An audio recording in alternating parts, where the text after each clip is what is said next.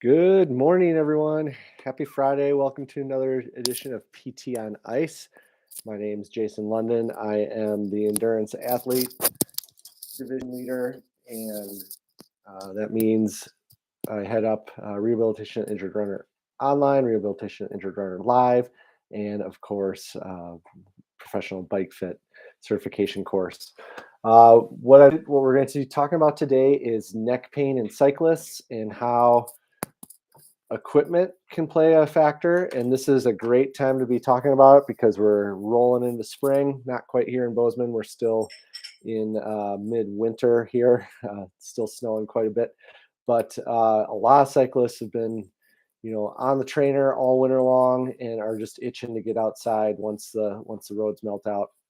We've had a couple nice days here in Bozeman where I've definitely had some athletes get out on the road so far. Before we get started, though, diving into neck pain in cyclists, just a few updates on how you can come learn more about treating endurance athletes. So May is going to be a big month for us. We don't have a lot of courses this year, but starting out in May, the first weekend in May, we have our first professional bike fitting course of the year in Chicago, and that's filling up fast. So if you have an inkling of going there, hustle over and sign up for that. May 9th is going to be the start of our next cohort for Rehabilitation and Injured Runner Online. We're just about 2.5 weeks deep into our second cohort of the year. And then the middle of May, we'll be out in Bellingham for Bike Fit again. And that too is filling up, not quite as fast as Chicago, so there are some spots available there. And then finally, not quite May, but beginning part of June, we have one of the only Rehabilitation Injured Runner live courses this year, and that's going to be out in Pittsburgh. So if you're looking to up your game treating endurance athletes and want to have a fun learning packed weekend, join us for one of the live courses. Or if you're looking to up your game treating runners and you can't take the time to travel, check out our online course. So talking about cyclists, neck pain and their equipment. So neck pain, not thinking of specific diagnosis, but just pain in cycling, neck pain with cycling, comprises about 10% of cycling related pain with overuse injuries. Epidemiological study by Clarkson in 2010 showed that 11% of the cyclists surveyed were complaining of neck pain was their main complaint. And when I see this in terms of seasonally, is I see this tend to see this earlier on in the season. So again, this is a great time to be talking about in the spring. So when we're transitioning from riding indoors to riding outdoors. And part of the reason for this is with riding indoors, you're in a much more fixed position than you are riding outdoors. And typically, to help with the monotony, someone is going to be watching something while they're on the bike on the trainer, or they'll be doing a virtual race. And a lot of times their screen is set up below in front of them, but also below eye level. So they're looking down while they're cycling, and they're looking down pretty much the entire time they're doing their rides. First nice day gets out, or things start getting nice out, and they transition to riding outside. And instead of looking down like this, now they're out on the road and having to look up like this. So part of it's just a real acute increased load on their cervical paraspinals, and that can be causing a lot of pain. Be the cause of a lot of pain. And so some of it's just patient education earlier on about making sure that they are changing spinal position while they're on their bike to help get some of that strength up before they're riding outside. Also being smart about trying to ease into their season.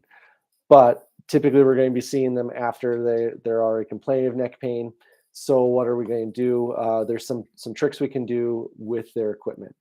First and foremost, if they are able to bring their bike in and you can take a look at them and their positioning on the bike, a lot of times it's all in the reach and where the handlebars are positioned, really with a relationship to the stem on the bike. So if the bars are dropped too far below the saddle, particularly early on, which we would consider an aggressive position that a lot of road cyclists are going to be in, and triathlon or time trial bikes too will be set in. We'll want to raise the bars up and also maybe even bring the bars back towards them a little bit to decrease the reach and decrease the strain on the neck. This could be as simple as just flipping the stem. If their stem, the stem on the bike is the part of the bike that connects the handlebars to the bike, and that can be flipped upside down. And so if it currently on their bike, it has a negative angle where it's going down like this, and thus bringing the bars lower, you can take the bars off the stem, take the stem off the bike, flip the stem over, so now it's positive, bringing the bars up and back towards the rider. That'd be a quick fix from a bike fitting perspective. Also, if they have spacers, which are little metal, basically washers, underneath or above their stem on the steer tube, you can take some spacers from above the stem and put those below the stem, again, to get the bars up, and typically that brings the bars back towards them a little bit too. Or you can get out an adjustable stem and figure out what the best stem length and angle is for them, so again, so that they're with their neck. Other things you can do that can be quite a easy fix too is taking a look at their eyewear and how their helmet is set up. So most mountain bikers and some gravel bikers will have a visor on their helmet. And what that can do is when they're riding, that visor gets a little bit in the way of their field of vision. And so they're having to again, get that upper cervical extension, which can be the root of a lot of irritation if they're not accommodated to that or adapted to that.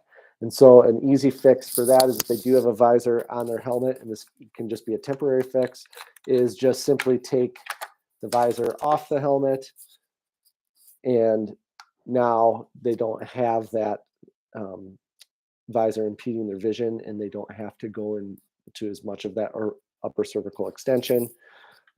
Also, it could be in their choice of eyewear when they're cycling. If they're wearing glasses with a relatively thick frame on the top, and if they're not fitting well, that the top of the frame can get in their field of view. So again, they're trying to look underneath the frame. So that's where you're going to see, bringing back all the blades for cycling. So now I don't have anything in my view up, so I'm not having to go into that upper cervical extension.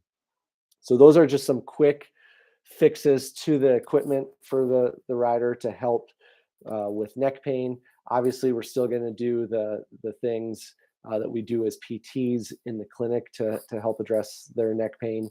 But if you're not addressing what's going on when they're in their sport or activity, you're just sometimes chasing symptoms. So again, look at their handlebar position, consider flipping the stem to make it positive if that's an option, changing spacers, take a look at their helmet. So do have them bring their helmet into the clinic, and suggest taking off a visor if that's the case, and then take a look at the eyewear that they're using and suggest something on the top of the glasses. And that can go a long way in allowing them to ride longer without neck pain, or ride without neck pain at all. Particularly with the handlebar position, that I look at if they've had fits before and everything else is looking good, is a temporary fix.